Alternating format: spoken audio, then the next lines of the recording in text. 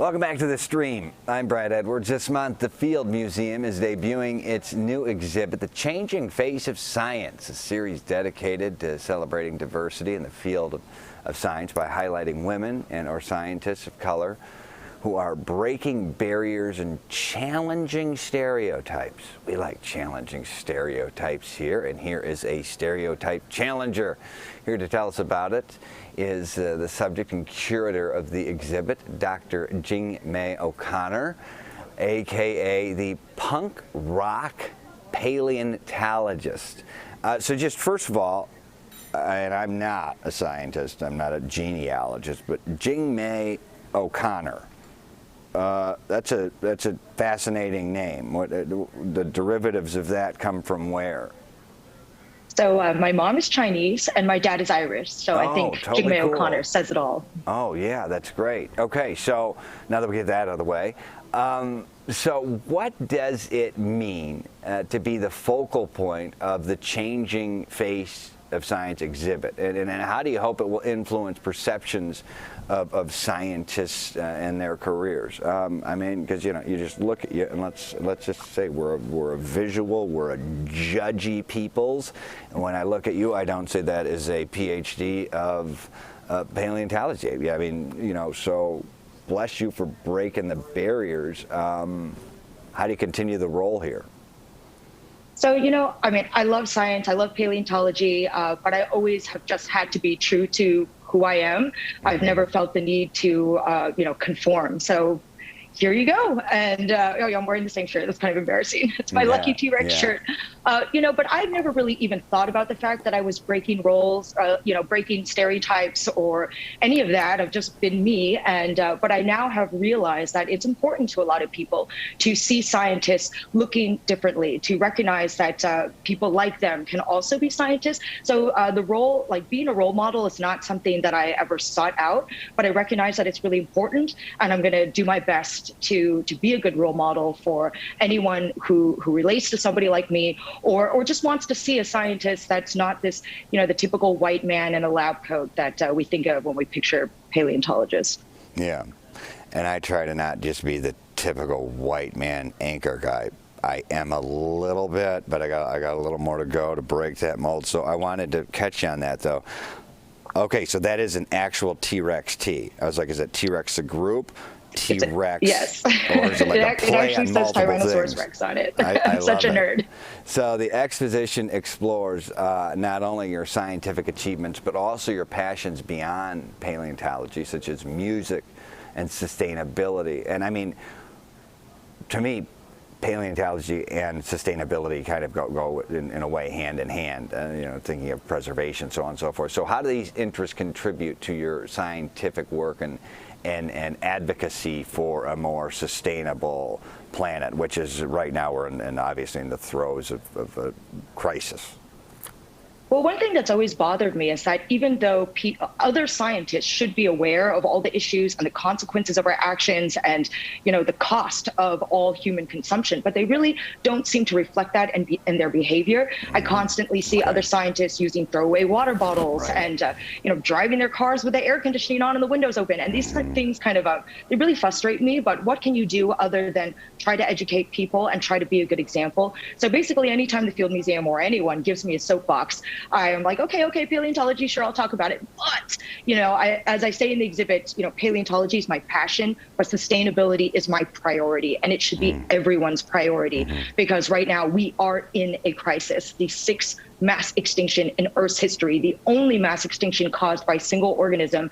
And, but I also don't want to be like a Debbie Downer. And so I always try to say, if we are the cause of this problem, we can also be the solution. So I really urge people, every chance I get, and in the exhibit, to try to live a more sustainable lifestyle, because I really think that the future is in the individual's hands, and it's only by changing our individual consumption that we can really impact and create a better future. Right, I mean, it's a nail on the head, and you're walking the walk, and no more plastic water bottles, right? Let's start there. So the exhibition emphasizes the uniqueness of individual paths to a career in science. Tell us about your journey. At what point in time did little Jingmai say, Not only did I like dinosaurs, I mean, you know, I like dinosaurs, but I never thought science was, I mean, take me to, you know, not that some youth is watching, but some youth is watching and will watch this, and they're confused as to what they want to do or how do they find out what their passion is, let alone, like you said you wanted to become a paleontologist, but you obviously didn't see anyone who looked like you that was a paleontologist. So tell me the story. So 99.9% of paleontologists you will talk to have known that this is exactly what they wanted to do since the age of like 3 to 5. This is not me. My mom went back to school when I was 10, and she did her PhD also in geology. So actually we got our PhDs in the exact same department about 12 years apart, which is kind of funny. So I got into geology through my mom, but it was, you know, but I was still really lost. I didn't really know what I wanted to do. I was doing science because of my mom. I didn't really have my own passion. But in college, I met an awesome professor named Dr. Donald Prothero. He's a paleontologist, super inspired me, just got me hooked in paleontology. But I recognize that I am so lucky to have happened to stumble upon somebody who could light up that inspiration, like light up that passion and inspire me. And I know that that's very rare. A lot of people struggle to find what they love to do and what they're really good at doing, which is really the kind of intersection you want to find, right? So actually that's something we have in the exhibit. We have this big quiz where you can start off and it asks you if you like science, and if you say no, well, then it makes some suggestions, and then if you say yes, then it kind of like breaks down, you know, gets to know you better, and then spits out a bunch of different types of science that might be, you know, fitting for you to pursue. And then the second part of the quiz helps you find what type of scientist you'd like to be, because even within every ology, you know, paleontology or zoology, there are so many different roles that you can do. So yeah, the point of the quiz is to try to help people find what career in science might be good for them. And at the very end, there's a QR code where I've together with education department here, we've put together a bunch of information to help people get started if that's what they want to do. Yeah, that's fantastic. I love it. I love your energy too. So this is probably a hackneyed question, and I think I know the answer because you already gave me a cue, and I think it might be emblazoned right in front of me. But what is your favorite dinosaur and why? So my favorite dinosaur is a little Scansoriopterygiid called Oh, I thought it was a E.T. T-Rex. So hold on. Well, like they don't make E.T. T-shirts. Okay. So go over this more, because now you didn't trick me, but I'm interested. All right, what is it again?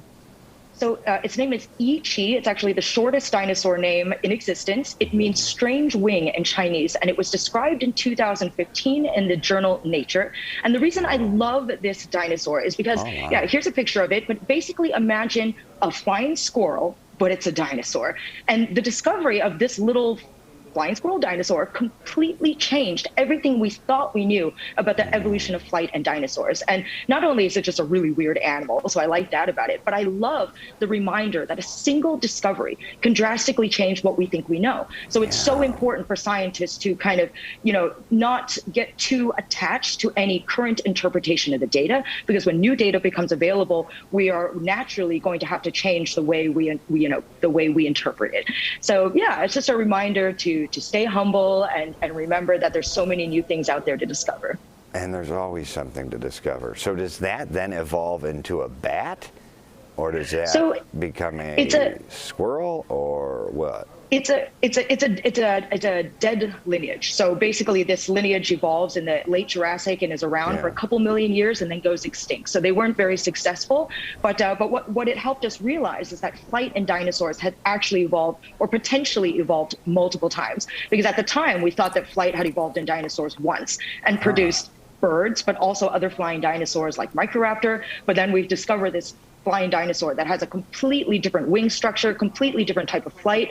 And then it kind of made the hypothesis that perhaps flight has evolved in dinosaurs many times, the same way that flight has evolved many times in mammals, like bats, flying squirrels, colugos, sugar gliders, etc.